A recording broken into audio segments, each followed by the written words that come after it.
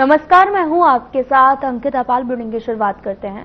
खंडवा मालेगांव नकली नोट कांड मामले में पुलिस आरोपियों के घर बुरहानपुर पहुंची, जहां पुलिस इमाम जुबेर अंसारी के घर पहुंची। आरोपी जुबेर अंसारी के घर महाराष्ट्र के मालेगांव पुलिस और खंडवा पुलिस ने बारीकी से जांच की है और साथ ही परिजनों से पूछताछ कर बयान दर्ज किए हैं कि दोनों जिलों की पुलिस ने आरोपी जुबेर अंसारी के पिता और भाई से पूछताछ की है।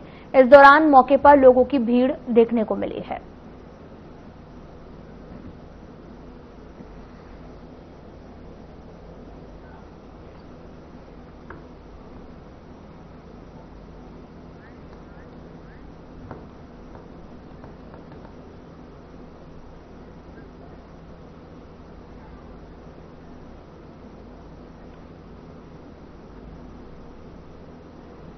विश्व हिंदू परिषद और बजरंग दल के कार्यकर्ताओं ने संयुक्त रूप से एक बड़ी कार्रवाई करते हुए बुरहानपुर के नेपानगर प्रखंड में गौ तस्करी का प्रयास विफल कर दिया है। साथ ही कार्यकर्ताओं ने 2 पिकअप से 6 गौवंश को छुड़वाया, जिन्हें क्रूरतापूर्वक कहीं ले जाया जा रहा था। सूचना मिलने पर बजरंग दल के कार्यकर्ताओं ने, जिनमें जिला प्रखंड पदाधिकारी गणेश राठौर, जीवन पाटिल, प्रदीप हितेश पाटिल, मनोज बोरकर और अन्य कार्यकर्ता शामिल थे।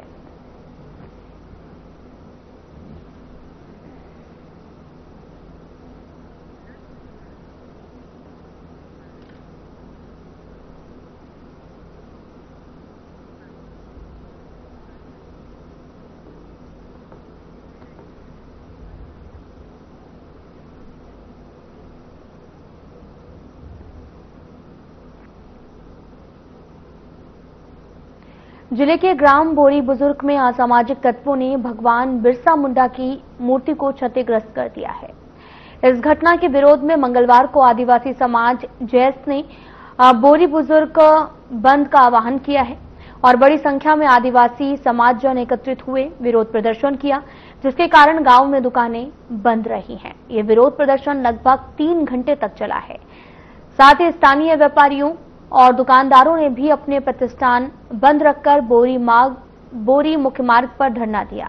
इस दौरान कानून व्यवस्था बनाए रखने के लिए भारी पुलिस बल तैनात किया गया है। तो पूरा मामला बुरहानपुर से है, जहां भगवान बिरसा मुंडा की मूर्ति को खंडित किया गया है। आदिवासी समाज ने 3 घंटे तक प्रदर्शन किया है और आरोपियों पर सख्त कार्रवाई की मांग की जा रही। तस्वीरें भी आपको दिखा रहे हैं, जहां पर आदिवासी समाज ने प्रदर्शन किया है और दरअसल बिरसा मुंडा की मूर्ति खंडित की गई है, जिसके विरोध में लोग सड़कों पर बैठे हैं। तो वहीं खंडवा के बीजेपी प्रदेश कार्यालय में एसआईआर को लेकर प्रदेश स्तरीय कार्यशाला का आयोजन किया गया। कार्यशाला को राष्ट्रीय सह संगठन महामंत्री शिव प्रकाश और प्रदेश अध्यक्ष और विधायक हेमंत खंडेवाल ने संबोधित किया है।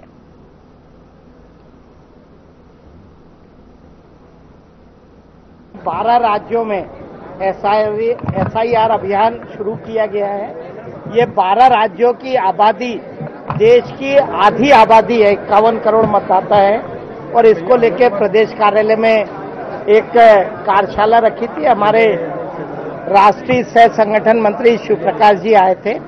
इसमें जैसा चुनाव आयोग ने हमसे अपेक्षा की है कि BLA 1 की नियुक्ति प्रदेश अध्यक्ष करे, 230 विधानसभाओं में वो सारी नियुक्ति हमारे द्वारा की जा रही है। देखिए, कांग्रेस बीच में वोटर लिस्ट को लेकर बात करती है। जब वोटर लिस्ट की गहनता से जांच हो रही है और वोटर लिस्ट पे चुनाव आयोग हर तरह से परीक्षण कर रहा है, तो चुनाव आयोग को इसका स्वागत करना चाहिए। अब उनका नेटवर्क नीचे कमजोर है, वो BLA 2 की घोषणा नहीं कर पा रहा है, उनको लोग नहीं मिल रहा है, तो इसमें हमारा क्या लेना देना।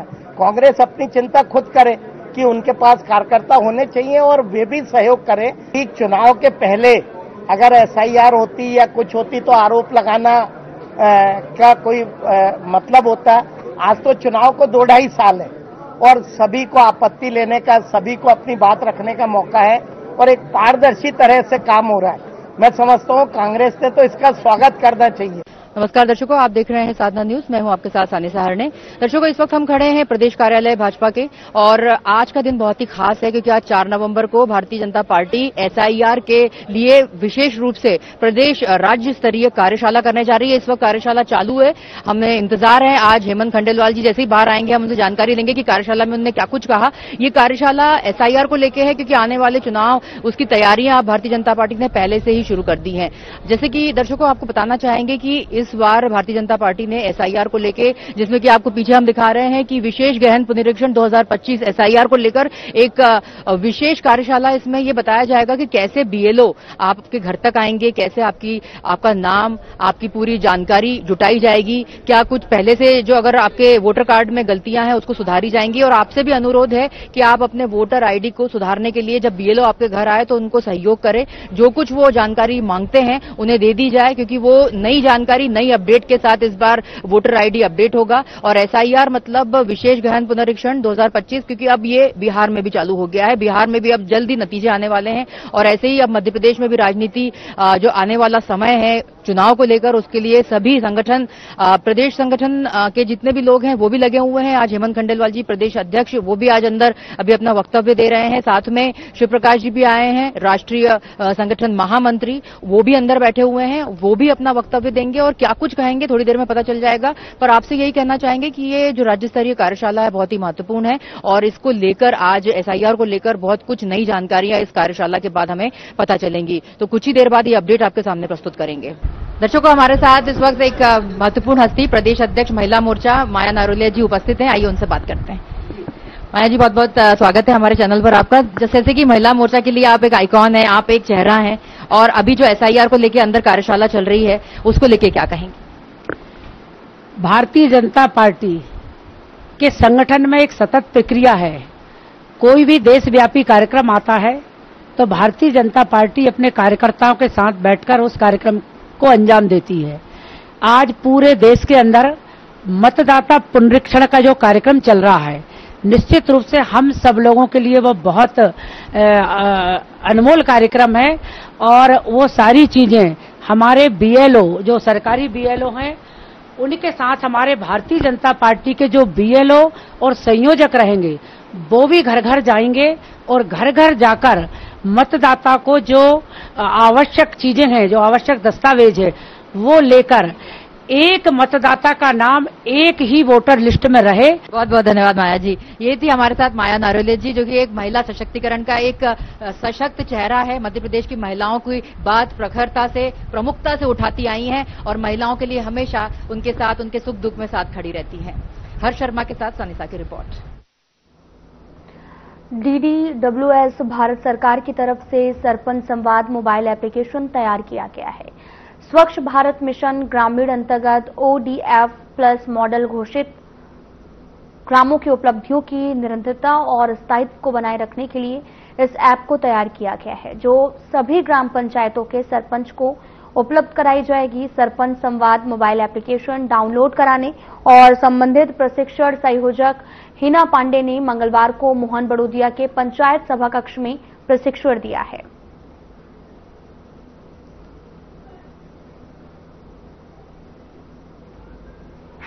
हमारे द्वारा यहाँ निरीक्षण किया जाता है। हाँ, इसमें एक बगिया माँ के नाम से जैसा मैंने बताया है, उसमें आपसी समन्वय करके सभी कार्य हो सकते हैं। इसमें मुख्य रूप से जो सरपंच लोग हैं और हमारे समूह वाले हैं और कृषि सखी है, उनको लेकर इस प्रोजेक्ट को जो माँ की बगिया के नाम से है उसको आगे बढ़ाने का हमारा प्रयास है।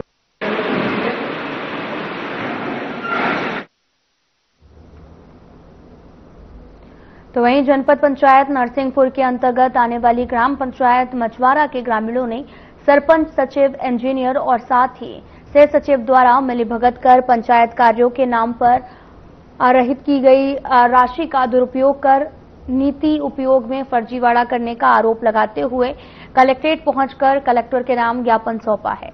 और उन्होंने कहा कि शासन द्वारा ग्राम पंचायत मछवारा में 9 स्थानों पर फिक्सेशन किए गए हैं, जिसका पैसा ग्राम पंचायत के खाते में अंतरित किया गया है।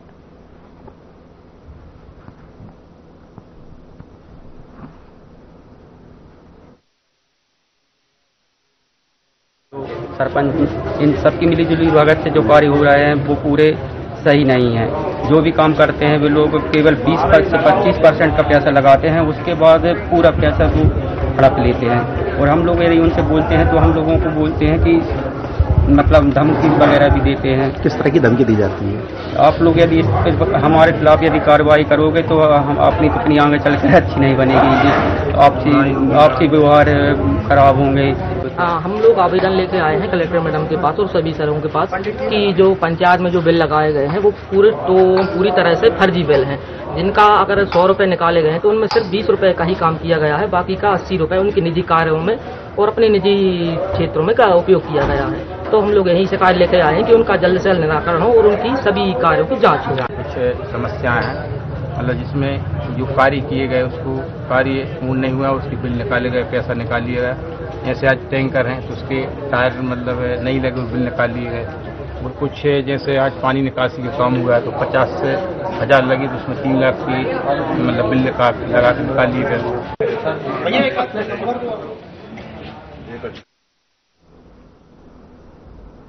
इंदौर नगर निगम मुख्यालय पर आयोजित जनसुनवाई में बड़ी संख्या में लोग अपनी शिकायतों के साथ पहुंचे हैं। साथ ही अधिकारियों ने सभी आवेदनों को गंभीरता से सुना है। कई शिकायतों का मौके पर समाधान किया गया है, जबकि कुछ को संबंधित जोन अधिकारियों को निराकरण के लिए भेजा गया। जनसुनवाई में कुल 38 आवेदन प्राप्त हुए हैं, जिनमें अधिकतर शिकायतें अतिक्रमण, भवन, अनुज्ञा, नामांतरण और साथ ही गंदगी और सीवरेज सफाई से संबंधित थी। अधिकारियों ने इन शिकायतों के शीघ्र समाधान के लिए संबंधित अधिकारियों को निर्देशित किया है। तय समय सीमा में निराकरण का आदेश भी दिया।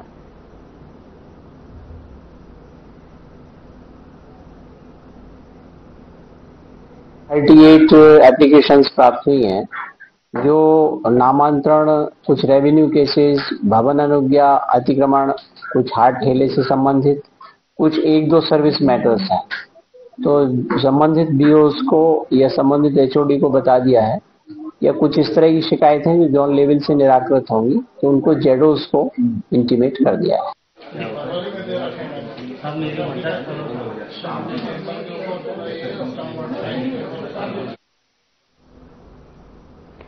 थाना बेरछा के अंतर्गत आने वाले इलाकों में पिछले कई दिनों से लगातार चोरी की वारदात को अंजाम दिया जा रहा था।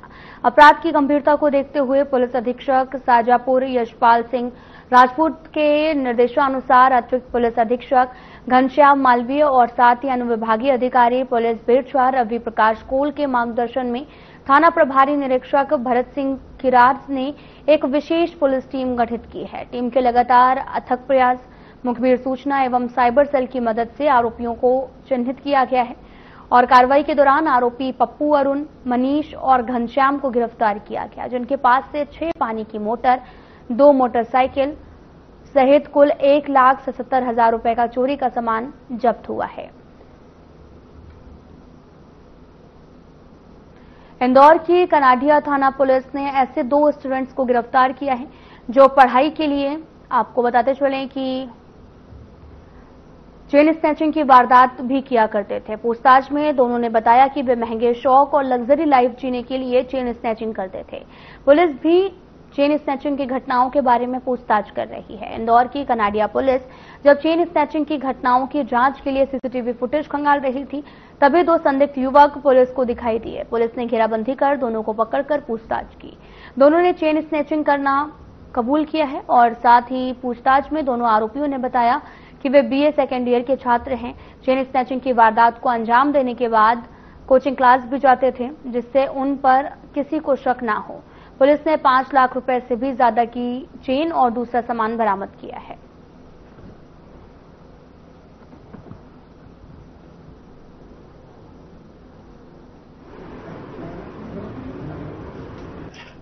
सत्ताईस 27 अक्टूबर की ये घटना है। कनाडिया रोड पर एक चेन स्नैचिंग की वारदात सुबह हुई थी और इस पर से संज्ञान लेते हुए जोन 2 की पुलिस ने कनाडिया थाना से संपर्क किया और इनको सूचना दी गई और उसके बाद थाना प्रभारी के स्तर पर विभिन्न टीमें बनाई गई और टीमें बनाकर रवाना की गई। तत्पश्चात इसमें 2 आरोपियों को पुलिस ने राउंड अप करने में सफलता प्राप्त की है और दोनों आरोपियों से कुल 3 मामलों का खुलासा हुआ है, जिसमें एफआईआर दर्ज है और इस तरह से कुल 5 लाख रुपए का मशरूका इसमें जब्त हुआ है।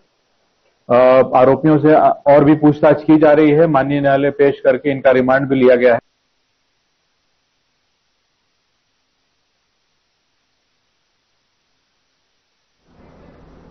महाराष्ट्र के मालेगांव में 10 लाख रुपए के नकली नोट के साथ पकड़े गए बुरहानपुर निवासियों में से एक आरोपी मोहम्मद जुबैर अंसारी, जो खंडवा के पैठिया गांव में मस्जिद का इमाम था।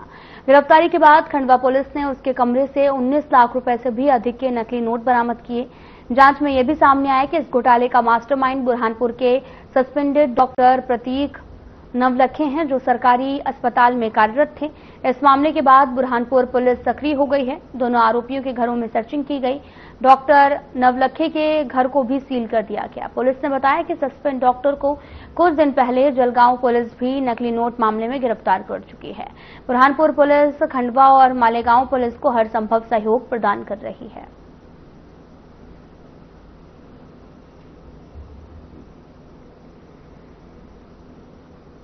इन व्यक्तियों के खिलाफ प्रकरण दर्ज हुआ है महाराष्ट्र में, तो तत्काल हमने दोनों आरोपियों के घरों की तलाशी भी करवाई।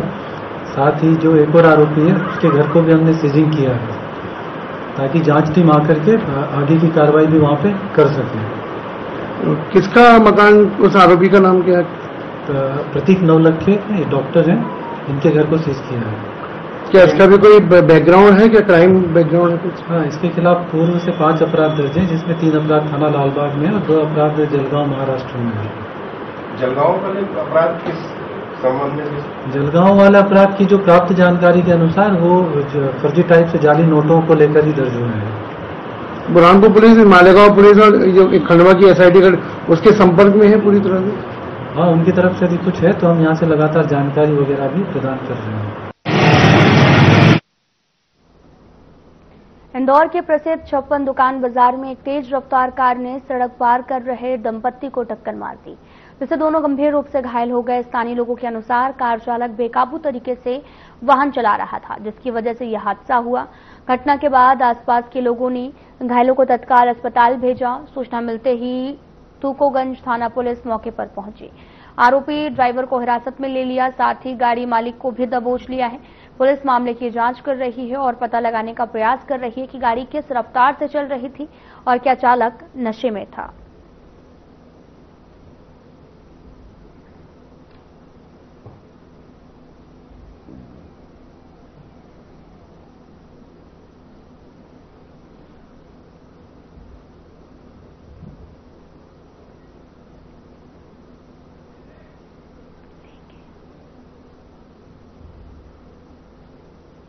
सत्य पुरुष कबीर साहब के अमृतमयी वाणी और साथ ही सत्य भक्ति के प्रचार प्रसार हेतु KDV मिशन के तत्वाधान में ग्राम परसवाहा आमाटोला में सतनाम धुन का भव्य आयोजन किया गया। कार्यक्रम की शुरुआत कबीर भवन आमाटोला में गुरु महिमा पाठ से हुई, जिसके पश्चात भव्य रैली निकाली गई। ये रैली परसवाहा होते हुए कई जगह पर गई और साथ ही घुघरी पहुंचे, जहां सतगुरु साहब की आरती और वंदना कर आमाटोला लौटे ग्रामवासी भक्ति भाव से सराबोर होकर सतनाम की धुन में झूम उठे। चारों ओर कबीर साहब के जय घोष गूंजते रहे।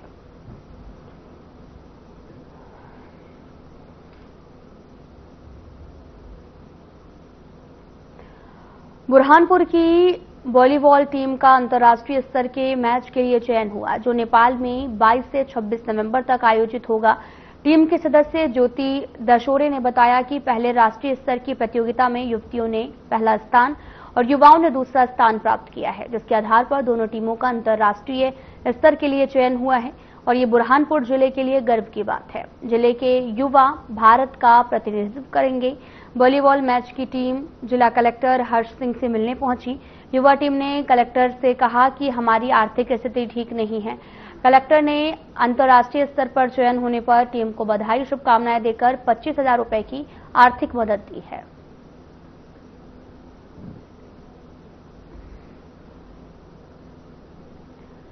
तो आपको बताते चलें कि पूरा मामला बुरहानपुर से सामने आया है, जहां पर 22 से 26 नवंबर तक कार्यक्रम का आयोजन किया जाना है, जहां पर बड़ी संख्या में बच्चों ने भाग भी लिया और इस दौरान ये भी कहा जा रहा है कि 22 से 26 नवंबर तक इस कार्यक्रम का आयोजन किया जाएगा। कलेक्टर ने आर्थिक सहायता देने की बात भी कही है, जिससे भाग लेने वाले लोगों को आसानी होगी। वॉलीबॉल टीम का अंतर्राष्ट्रीय चयन होना है, जिसमें कलेक्टर ने एक बड़ी राहत दी है और ये कहा है कि आर्थिक मदद दी जाएगी। 22 से 26 नवंबर तक आयोजित होगा कार्यक्रम। कलेक्टर ने आर्थिक सहायता देने की बात की है और इस दौरान चयन किया जाएगा।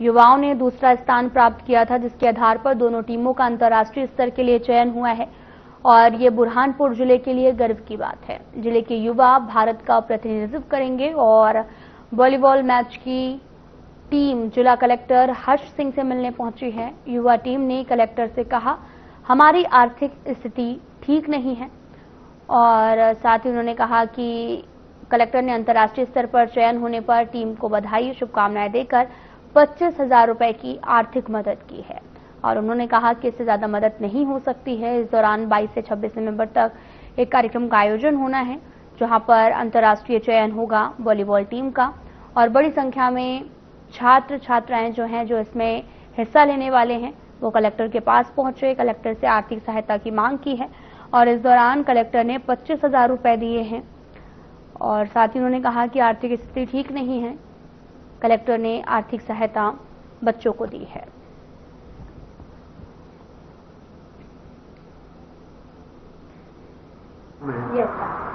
तो क्या किससे मुलाकात करने आए थे आप? कलेक्टर सर से। क्या बोले कलेक्टर साहब? कलेक्टर सर से हमने अपील की थी कि सर हमारी घर की कंडीशन कुछ ठीक नहीं है, तो हमें थोड़ा सा सहयोग थी आपसे रेड क्रॉस सोसाइटी की ओर से। कितनी मदद करी कलेक्टर साहब? सर ने 25,000 रुपए की मदद करी। तो संतुष्ट है आप? Yes sir.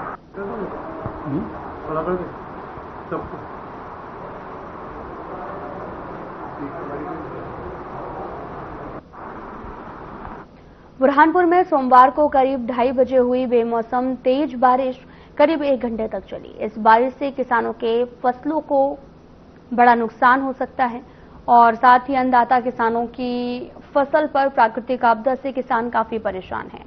वहीं उन्होंने कहा कि उचित दाम नहीं मिलने से किसान काफी परेशान हैं और उसी के साथ मजदूरों को काम नहीं होने से भी मजदूरों का जीवन यापन करने के लिए संकट आ रहा है कि भाव नहीं मिल पा रहे हैं। किसानों और मजदूरों की इस साल दिवाली भी काफी फीकी रही और साथ ही लोकल व्यापारियों का व्यापार भी नहीं के बराबर हुआ है और अब बेमौसम बारिश से किसानों की कपास, सोयाबीन के साथ अन्य फसलों को काफी नुकसान पहुंच रहा है। तो तस्वीरें आपको दिखा रहे हैं जो कि बुरहानपुर से हैं, जहां पर लगातार तेज बारिश हो रही है, जिससे किसान काफी ज्यादा परेशान हैं क्योंकि उनका आर्थिक नुकसान हो रहा है, फसलों की बर्बादी हो रही है। इस दौरान बेमौसम हुई 1 घंटे की तेज बारिश से किसान काफी ज्यादा परेशान हैं।